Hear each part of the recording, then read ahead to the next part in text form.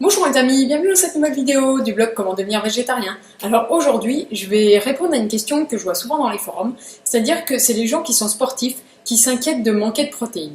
Alors à savoir qu'il y a beaucoup de sportifs de haut niveau, de très haut niveau même, qui sont végétariens. On peut citer par exemple Body Miller, Serena Williams et bien d'autres, vous verrez. En bas de la vidéo, je vous mets un lien vers un site qui donne plein de sportifs très connus qui sont végétariens et même végétaliens et qui gagnent et qui remportent des médailles et tout et tout. Donc c'est vraiment pas un frein pour la pratique du sport. Et si vous n'êtes pas convaincu par ces quelques noms de grands sportifs, je vous invite à lire le livre de Scott Jurek, Eat and Run, dans lequel en fait il explique plein de choses, mais entre autres son végétalisme, parce qu'il est végétalien et pas végétarien, c'est-à-dire qu'il ne mange aucun produit issu des animaux, donc pas de lait, pas de fromage, pas de miel. Donc voilà, c'est encore, je dirais qu'ils ont peut-être encore moins de sources de protéines que quand on est végétarien, mais vous allez voir, il donne plein de bonnes recettes et il explique comment aussi le végétalisme l'a aidé dans ses performances. Alors en fait, Scott Jurek, c'est un ultra-marathonien. Ça veut dire qu'il court des distances au-delà du marathon et souvent des 100 miles, c'est-à-dire 160 km. Voilà, il fait des courses entre 15 et 24 heures, enfin voilà.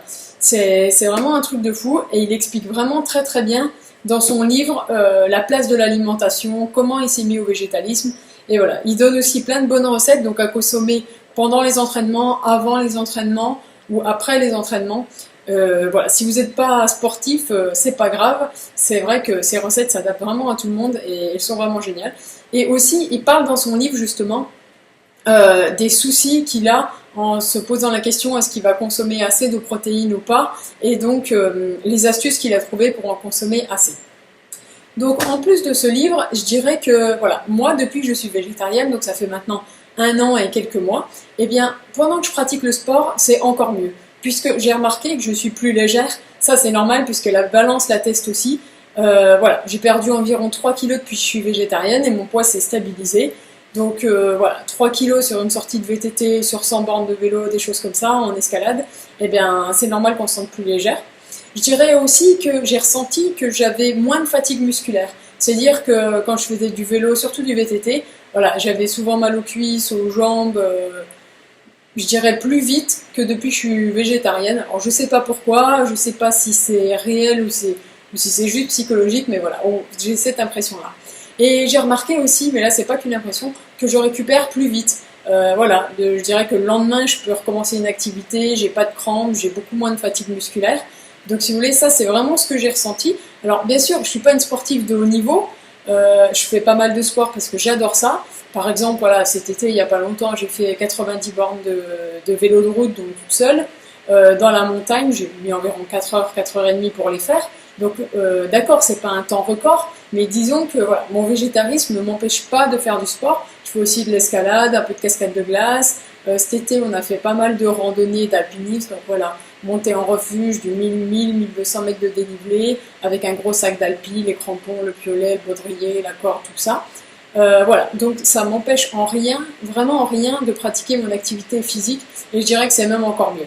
Alors bien sûr, ça c'est les effets sur mon corps. Il y a aussi mon copain qui lui mange encore un peu de viande et de poisson quand il est surtout invité en société, tout ça pour pas avoir les inconvénients de la vie de végétarisme en société. Mais disons qu'il mange 2 à 3 fois de la viande par mois, et c'est pareil. Pour toutes ces activités sportives, donc lui il est plus performant que moi. Des sorties de 100 bornes de vélo, il en fait régulièrement.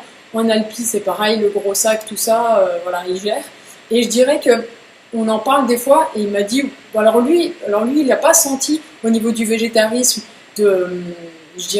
d'effets bénéfiques, mais il dit bon bah moi c'est pareil, ça m'empêche pas de faire du sport, il n'y a pas de problème, donc voilà, je veux bien continuer à être végétarien la plupart du temps. Donc voilà, si vous êtes sportif ou pas d'ailleurs, que vous craignez de manquer de protéines dans un régime végétarien, eh bien soyez-en persuadés, il n'y a aucun problème. Vous ne manquerez pas de protéines, alors bien sûr à condition d'avoir des repas un minimum équilibrés, mais je veux dire, ça ne doit pas être un frein dans votre végétarisme. Et vraiment, hein, si vous ne me croyez pas, si vous avez besoin de recettes ou plus d'explications, je vous invite à lire le livre de Scott Jurek, Eat and Run. C'est vraiment passionnant et vous verrez, c'est passionnant du côté nutritionnel, végétalisme, mais c'est un livre qui est aussi passionnant, je l'ai lu au moins 2 ou 3 fois. Voilà, c'est vraiment très très bien.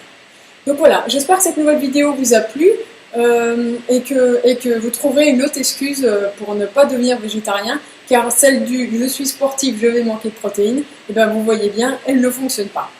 Merci d'avoir regardé cette vidéo, je vous dis à bientôt dans une nouvelle vidéo du blog Comment devenir végétarien. Ciao!